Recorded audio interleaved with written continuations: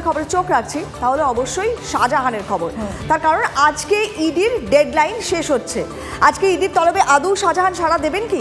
আজকে ইডি দপ্তরে হাজিরা দেওয়ার কথা সন্দেশখালীর বেতাজ বাদশার, কিন্তু সত্যি তিনি তার গোপন ডেরা থেকে বেরিয়ে আদৌ ইডির অফিসে হাজিরা দেবেন? এইটা এই মুহূর্তে কোটি টাকার প্রশ্ন। এখনো পর্যন্ত কি অনুমান করা হচ্ছে কথা বলবো। সুপ্রিয়র কাছে সরাসরি চলে যাই। সুপ্রিয়, 23 দিন পার হয়ে গিয়েছে, পুলিশ শাহজাহানের টিকিটও ছুঁতে পারেনি, অবশেষে ইডি আজকে ডেডলাইন দিয়েছে। সত্যি আজকে হাজিরা কি সশরীরে দেবেন শাহজাহান? বিরোধীরা তো নানান অভিযোগ করছেন যে তাকে পুলিশ লুকিয়ে রেখেছে, তাকে সরকার সাহায্য করছে, চাপানুতরের মধ্যে সত্যি কতটা তার হাজিরা দেওয়ার সম্ভাবনা, কি মনে করছে রাজনৈতিক মহল?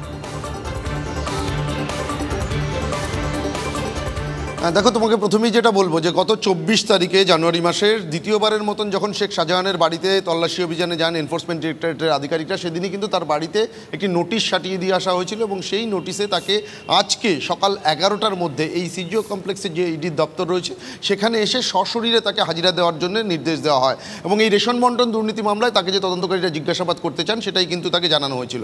এবং এখানেই কিন্তু সবথেকে যেটা বড় প্রশ্ন, বলা যেতে পারে কোটি টাকার প্রশ্ন, যে শেখ শাহজাহান তিনি কি তার নিজের ডেরা থেকে বেরিয়ে আজকে আসবেন এই সিজিও কমপ্লেক্সের ইডির দপ্তরে? তবে সেই সম্ভাবনা একেবারে নেই বললেই চলে, কারণ বিভিন্ন সূত্র মারফত কিন্তু আমরা তেমনটাই জানতে পারছি। কিন্তু যদি তিনি নিজে না আসেন সেক্ষেত্রে কি তিনি আইনজীবী পাঠাবেন? যদি আইনজীবী পাঠান সেক্ষেত্রে আইনজীবী পাঠিয়ে তিনি কি বার্তা দিতে চাইবেন, অর্থাৎ কোথাও গিয়ে কি তিনি সময় চাইবেন নাকি কি বলতে চাইছেন, সেটাও কিন্তু যথেষ্ট তাৎপর্যপূর্ণ হয়ে দাঁড়াবে। এখনো কয়েক ঘন্টার অপেক্ষা রয়েছে, তারপরে সঙ্গে থাকো। সন্দেশখালীতে ইডির উপর হামলার ঘটনার 23 দিন পার। কোথায় শাহজাহান? নেতারা জানেন, কিন্তু জানে না পুলিশ। বঙ্গ পুলিশের দক্ষতা নিয়েই প্রশ্ন তুলে দিচ্ছে বিরোধীরা।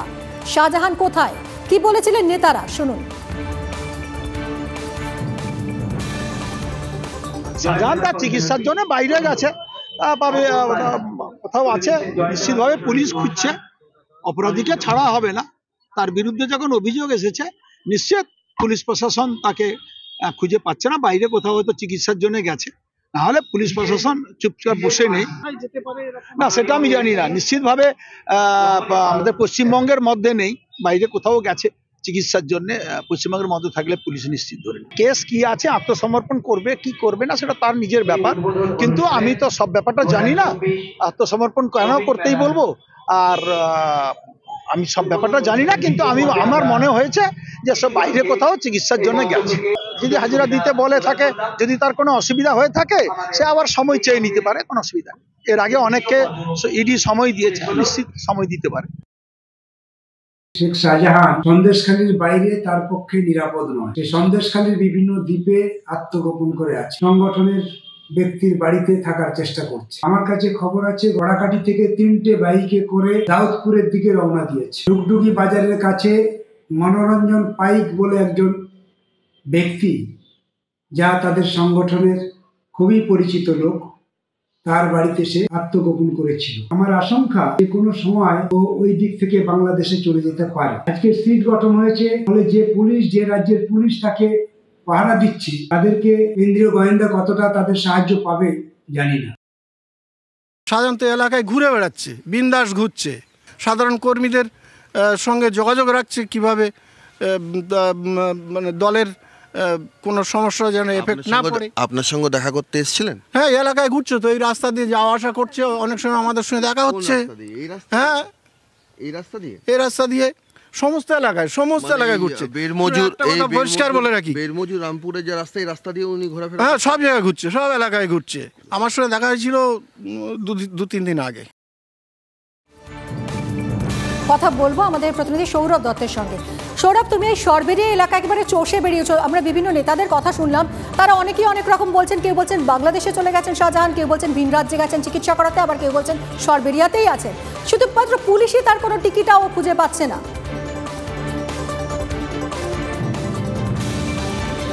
মিমি, দেখো, সেই প্রশ্নই গত 23 দিন ধরে কিন্তু ঘোরাফেরা করছে, যেখানে দলের নেতারাও বলছেন যে শেখ শাহজাহান এলাকাতেই আছেন, শেখ শাহজাহান পালিয়ে যাওয়ার লোক নয়। সেখানে কেন রাজ্য পুলিশ শেখ শাহজাহানের টিকি খুঁজে পাচ্ছেন না?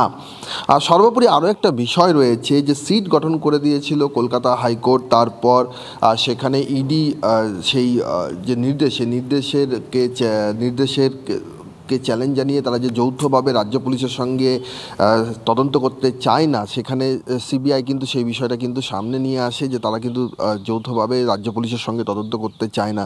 ফলে সেই বিষয়টা যে নাজার থানা এখনও আদৌ তদন্ত করছে কিনা সেটাও কিন্তু লাখ টাকার প্রশ্ন, যে নাজার থানা কি আদৌ এখন আর কোনো তদন্ত করছে, আদৌ কি শেখ শাহজাহানকে খোঁজার যে প্রক্রিয়া সেই প্রক্রিয়া জারি রয়েছে।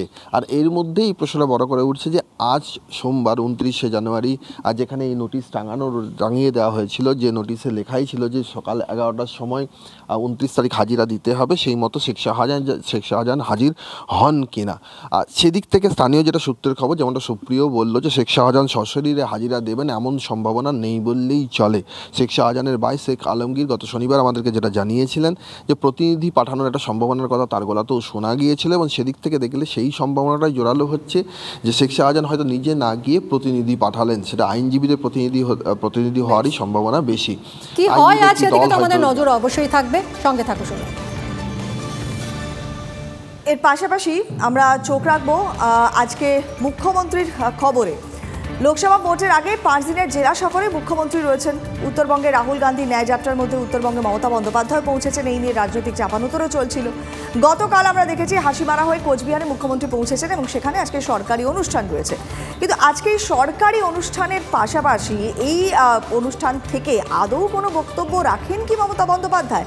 উত্তরবঙ্গে নির্বাচনের আগে তার এই সফর নিঃসন্দেহে তাৎপর্যপূর্ণ তো বটেই। সায়ন্ত আমাদের সঙ্গে রয়েছেন, সরাসরি আপডেট দেবেন। সায়ন্ত, এখনো পর্যন্ত রাজনৈতিক মহলের কি মুখ ব্যাখ্যা আজকে এই উত্তরবঙ্গ সফরের আজকের দিন থেকে কি বার্তা দিতে পারেন মমতা বন্দ্যোপাধ্যায়? একদমই, উত্তরবঙ্গে মমতা বন্দ্যোপাধ্যায়ের এই সফর ঘিরে কিন্তু স্বাভাবিকভাবে রাজনৈতিক মহল তাকিয়ে রয়েছে তিনি কি বার্তা দেন। কারণ তিনি যখন উত্তরবঙ্গে রয়েছেন, রাহুল গান্ধীও কিন্তু ন্যায় জোড়ো যাত্রায় উত্তরবঙ্গেরও আসছেন। অর্থাৎ জোট নিয়ে কোনো বার্তা দেবেন, নাকি তিনি শুধুমাত্র যারা কংগ্রেস কর্মী বা কংগ্রেস নিয়েই শুধুমাত্র নিজেদের বক্তব্য হালকা ছুঁয়ে যাবেন, সেটাই কিন্তু মূলত দেখার। কিন্তু এটাও মনে করা হচ্ছে যে গত লোকসভা নির্বাচনে উত্তরবঙ্গ কিন্তু খালি হাতে ফিরিয়েছিল তৃণমূল কংগ্রেসকে। তাই তৃণমূল সুপ্রিমো কিন্তু এই লোকসভা নির্বাচনের আগে নিজের দলকে অল আউট ঝাঁপানোর জন্য নির্দেশ দিয়েছে। আর সেই জায়গায় দাঁড়িয়ে রাহুল গান্ধী, যেখানে তিনি নিজে নয়জোড়ো যাত্রায় উত্তরবঙ্গ সফরে রয়েছেন, সেখানে তিনি মুখ্যমন্ত্রী সম্পর্কে কিন্তু বা তৃণমূলের বিরুদ্ধে কিন্তু এখনও কোনো শব্দ প্রয়োগ করেননি। তিনি এখনও মমতা বন্দ্যোপাধ্যায়কে জোটের অন্যতম শরিক বলেই মনে করেন। এমনকি এআইসিসির সাধারণ সম্পাদক জয়রাম রমেশ কংগ্রেসের পোস্টার ছেঁড়া নিয়ে মন্তব্য করলেও মমতা বন্দ্যোপাধ্যায়কে কিন্তু আমন্ত্রণ জানিয়েছেন। অর্থাৎ কংগ্রেসের তরফে কিন্তু এই জোট নিয়ে এখনও পর্যন্ত আন্তরিকতাই দেখা গিয়েছে রাহুল গান্ধী এবং জয়রাম রমেশের তরফে। কিন্তু উল্টো দিকে যদি মমতা বন্দ্যোপাধ্যায় বা তৃণমূল কংগ্রেসের অন্যান্য শীর্ষ নেতৃত্বের দিকে দেখা যায়, তাহলে দেখা যাবে মমতা বন্দ্যোপাধ্যায় সব মিলিয়ে একটা অন্যরকম পরিস্থিতি এই মুহূর্তে তো রয়েছেই। আর সভাপতি বিরোধীরা কটাক্ষ করবেনই। সুকান্ত মজুমদার তিনি কি বলছেন একবার একটু শোনাই। মাঝে মাঝে যান একটু মোমো টোমো তৈরি করবেন, চা বাগানে গিয়ে একটু ছবি টবি তুলবেন, রাস্তায় একটু মর্নিং ওয়াক করবেন, করে আসবেন, ফিরে অসুবিধা কিছু নেই। সিট পাবেন না, সিট বিজেপি পাবে।